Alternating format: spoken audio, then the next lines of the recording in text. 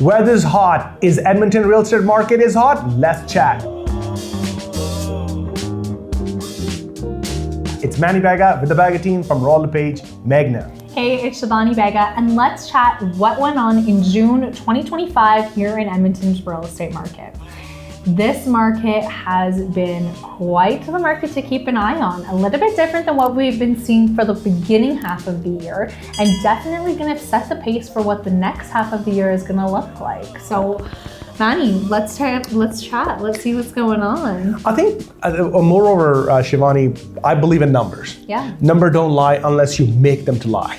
Okay, so I look at a lot of people, they just get judgmental, they get emotional, and then they just only see and watch, and then they just make their assumption on the basis of that. But we can only talk on the basis of numbers. So Shivani, let's dive deep in and tell them what is the true matter happening.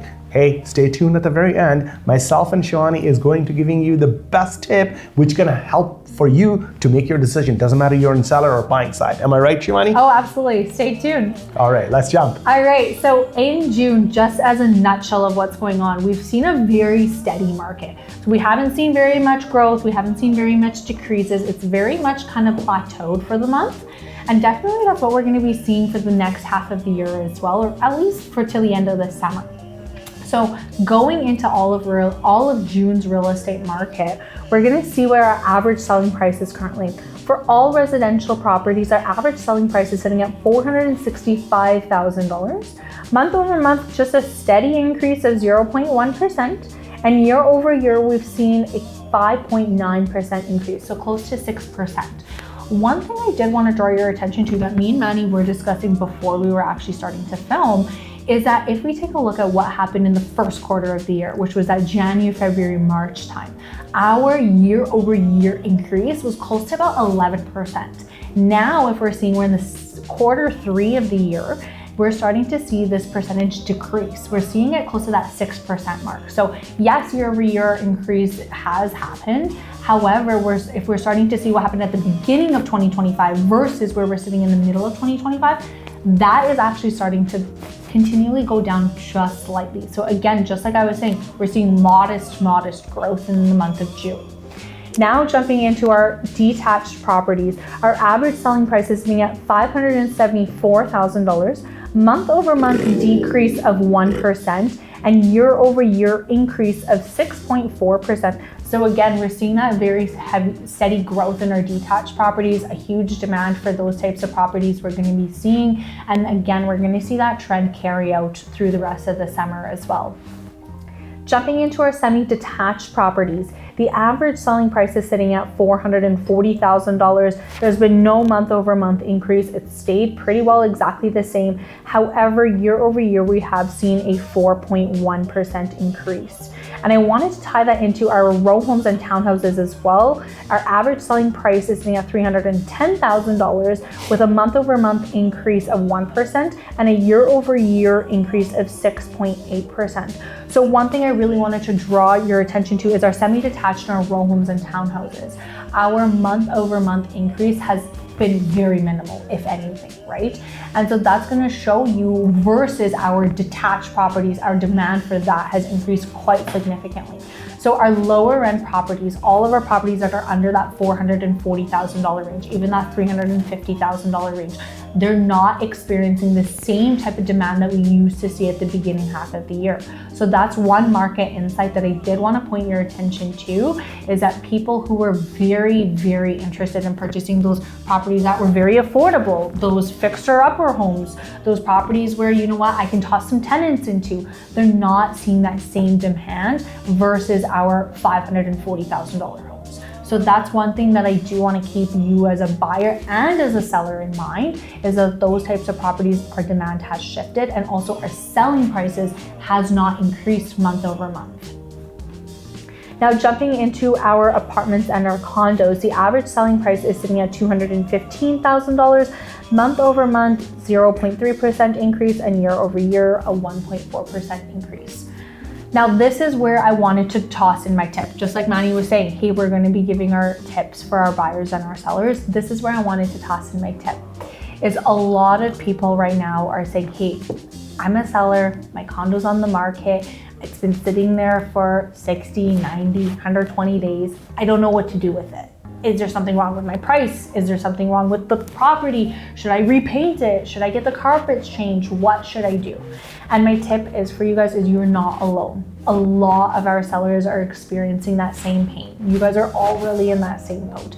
And the numbers are really gonna show you is if we saw a 0.3% increase month over month and a 1.4% increase year over year, we're not seeing that heavy growth.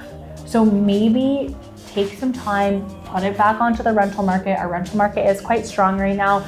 Maybe take some time, hold off, pull that listing off and see what you might want to reconsider with that type of a property. And that's really just going for our condos.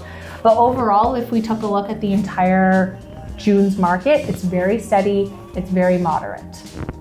I think I listened very carefully all the numbers you're putting together, so it's just all penetrated to me very well because it just tells you a story about it. So just like you said that, hey, in 1st March we saw that year to date was 11%. Yeah. Now we see the year to date is 5 to 6%. Yeah. So that evaporation of 6% in year to date and from last quarter is decreasing. Absolutely. That's honest. We needed to be all disclosed to everybody. I'm not here to put up icing on the cake that, hey, we all things are good. No, things, whatever the truth is, the number's not gonna lie, not gonna lie. So let's see the flip side. Then we will do the conclude and then we will discuss about it. So last month, number one, 4,218 new listings came, which is 10.9% down month over month, and total in last 6 months or so, 21,000 properties came, which is also a increase in inventory, which is 15.8. So month to month, it went down. Yeah. And the year to date, if I look at it, it went up close to 15.8%. So inventory is up if you're looking at it. Sure. Now, on the other side of sales, when I look at it, so inventory, you already did the, hey, sales, last month, 2,877 property got sold, which is 2.8% less month over month. So if you're looking at a May versus June, I look at it, there's a 2.8% or less home gets sold. Yeah. And if I look at a year to date, 14,000 property got sold, which is year to date, and that is only 1.2% up. Wow.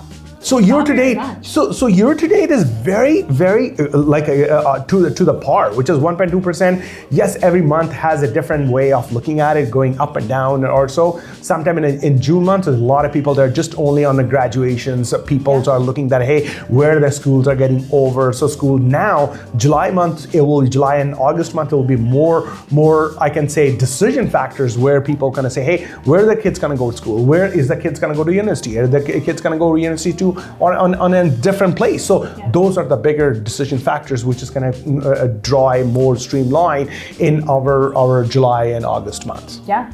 And I mean, something that you definitely said that I picked up really heavily on is our inventory has gone up quite a bit, but our sales haven't gone up that much. And so if we're seeing an increase in inventory, meaning we have a lot more homes on the market and we're not experiencing the same level of demand, meaning we're not having the same number of buyers to absorb all of that inventory, it means it's going to really play an impact on those prices. Fantastic, well said. So it's also direct correlated. I always gauge them. So now inventory, sales, and days in the market, because that's also going to play a big role onto it. So if you see very carefully onto this one, if we put all the detached homes into it, last year was 29 days and now it's sitting at 29 days. Okay, so then if I look at it all semi-detached, last year it was sitting at 28 days, now it's looking 26 days. And if you're looking at it, your row houses and townhouses, last year was sitting on 25 days, now it's 29 days. So it's increased on that side. And if you're looking at apartment and condos, last year was sitting at 42 days, sitting at 42 days. It's just basically a par on the same time-wise. But if we put all the residentials together, so it doesn't matter you have a estate property or you have a condo, you have a row house or detached, if you're gonna put everything together, last year it was sitting at close to 30 days, now it's at 31 days. So it's getting a very parallel. So just like you said that, it's a very, very, I can say, smooth sale.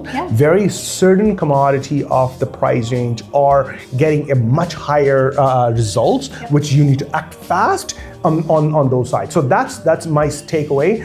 Before we can jump into our conclusion, I wanted to run by our high rollers. Yeah. Which is going to take those people on the side of high rollers. So the most expensive property got sold in last month for detached home is $3,675,000.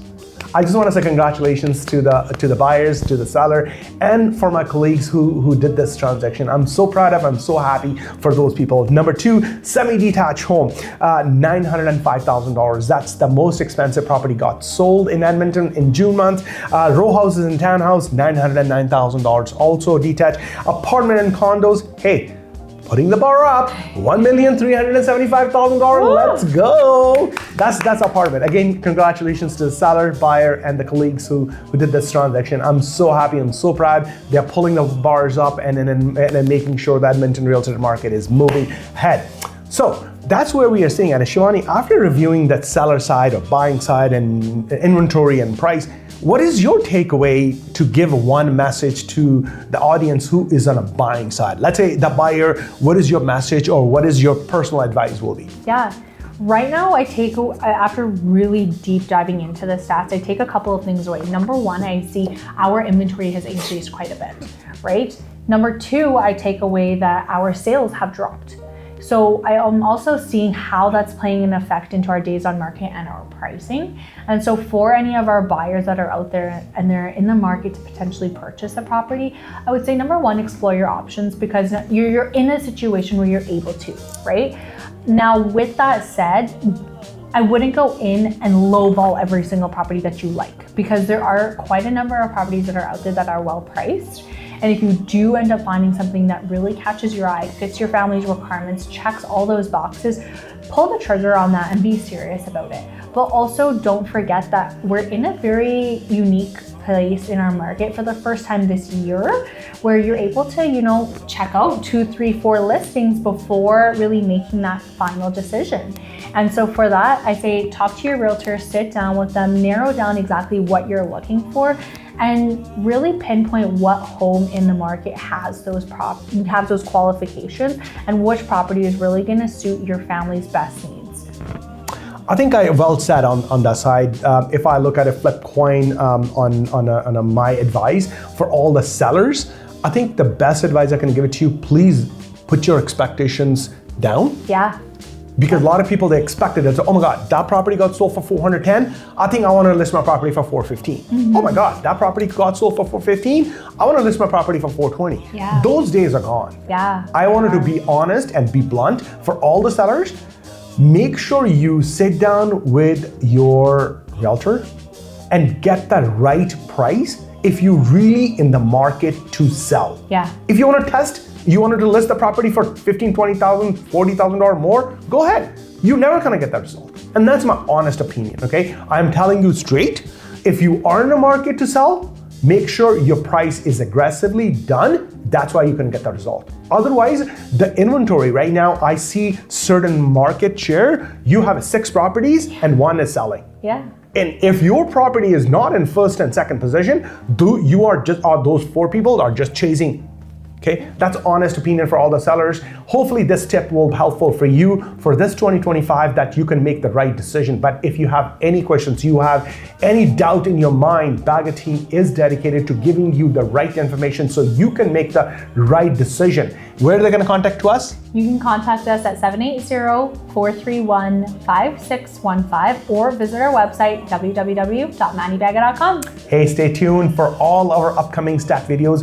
If you think that this video is helpful for you or somebody, your loved one, make sure you share with them because we are here to just giving you the honest opinion so you can make the right decisions. So stay tuned for all our upcoming videos.